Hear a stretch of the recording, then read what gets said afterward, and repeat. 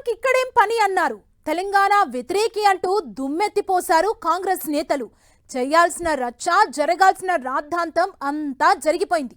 ఇక పవన్ తెలంగాణలో హ్యాపీగా తిరిగేయొచ్చని ట్విస్ట్ ఇచ్చేశారు సీఎం రేవంత్. ఇంతలోనే నైజాంలో సేనాని అడుగులు వేగంగా పడుతున్నాయి. తెలంగాణలో పార్టీ విస్తరణ కోసం వ్యూహాలను రచిస్తున్నారు పవన్. జూన్ 19న హైదరాబాద్లో జనసేన స్టేట్ ఆఫీస్ ప్రారంభోత్సవం జరగనుంది. తెలంగాణలో పవన్ ఎంట్రీ వెనుక వ్యూహం ఏంటి? CM Revanth Reddy green signal తో పవన్ మరింత దూకుడు పెంచారా? గ్రేటర్ ఎన్నికలే సేనాని ఫస్ట్ టార్గెటా?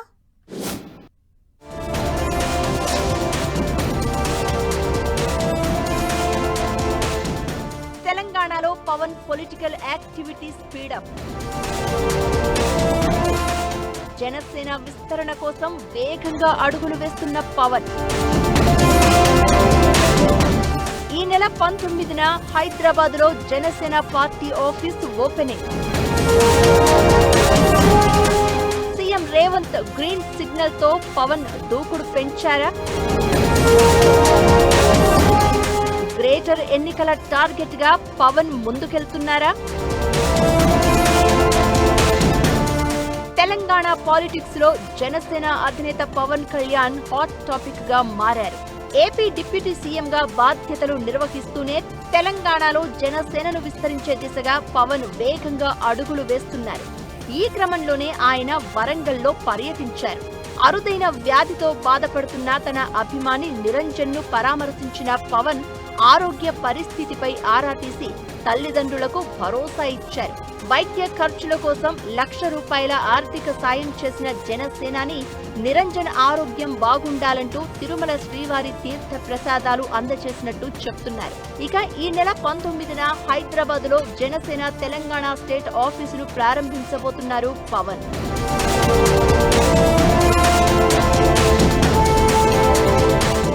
తెలంగాణ ఆవిర్భావ దినోత్సవం రోజున హైదరాబాద్ తెలంగాణ నవనిర్మాణ సంకల్ప సభ పెట్టాలని పవన్ భావించిన పోలీసులు అనుమతి నిరాకరించారు. మరోవైపు శాంతి భద్రతల సమస్యలు తలెత్తే అవకాశం ఉందనే కారణంతో సభకు అనుమతి ఇవ్వలేదు.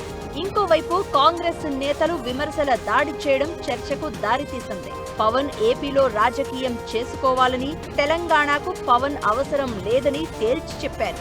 అయితే హైదరాబాద్ లోని తన ఇంటి దగ్గరే మీడియా సమావేశం పెట్టిన పవన్ తాను తెలంగాణ ఏర్పాటుకు వ్యతిరేకం కాదని, రాష్ట్ర విభజన జరిగిన తీరుపైనే తనకు అభ్యంతరం ఉందని స్పష్టం చేశారు. ఆ తర్వాత కూడా తెలంగాణ నేతల నుంచి పవన్ టార్గెట్ గా విమర్శల దాడి కంటిన్యూ అవుతూనే ఉంది. పవన్ మాత్రం వెనక్కి తగ్గడం లేదు. తెలంగాణ రాజకీయాలపై ఆయన దూకుడు పెంచుతూ ఉండడం ఆసక్తి రేపుతోంది. ఇటీవల ఢిల్లీలో జరిగిన జనసేన కార్యక్రమంలోనూ తెలంగాణ రాజకీయాలపై మాట్లాడిన పవన్ జనసేన తెలంగాణలో పోటీ చేస్తుందని స్పష్టం చేశారు. 2028 అసెంబ్లీ ఎన్నికలే లక్ష్యమని ఇండికేషన్స్ ఇచ్చారు. రాబోయే గ్రేటర్ ఎన్నికలే టార్గెట్ గా పవన్ వ్యూహాత్మకంగా అడుగులు వేస్తున్నట్లు తెలుస్తోంది.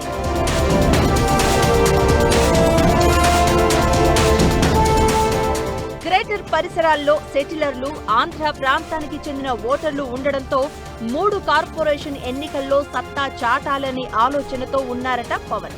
అయితే తెలంగాణలో పవన్ రాజకీయాలు చేయడంపై సీఎం రేవంత్ చేసిన కామెంట్స్ చర్చనీయాంశం అవుతున్నాయి. పవన్ తెలంగాణలో స్వేచ్ఛగా తిరగొచ్చు, రాజకీయాలు చేసుకోవచ్చు అంటూ సీఎం స్పష్టం చేయడం ఆసక్తికరంగా మారింది. రేవంత్ వ్యాఖ్యల తర్వాతే హైదరాబాద్ లో జనసేన పార్టీ ఆఫీసు ప్రారంభోత్సవానికి చర్యలు స్పీడప్ చేసినట్లు టాక్ వినిపిస్తోంది. స్వయంగా రాష్ట్ర సీఎం రేవంత్ రెడ్డి అభ్యంతరం లేదని చెప్పాక ఇక ఆలోచించాల్సింది ఏముందని పవన్ కళ్యాణ్ రంగంలోకి దిగారన్న చర్చ జరుగుతోంది. పార్టీ ఆఫీస్ ఓపెనింగ్ తర్వాత తెలంగాణ పాలిటిక్స్ పై స్పెషల్ కాన్సంట్రేట్ చేయనున్నట్లు తెలుస్తోంది.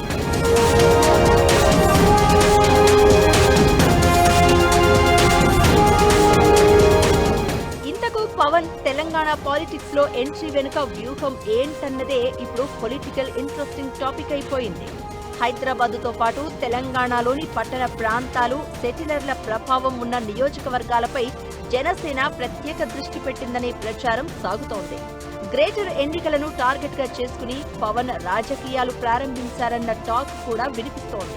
ఆ తర్వాత రాబోయే అసెంబ్లీ ఎన్నికల నాటికి పార్టీని బలోపేతం చేసేలా అడుగులు వేస్తున్నారని తెలుస్తోంది.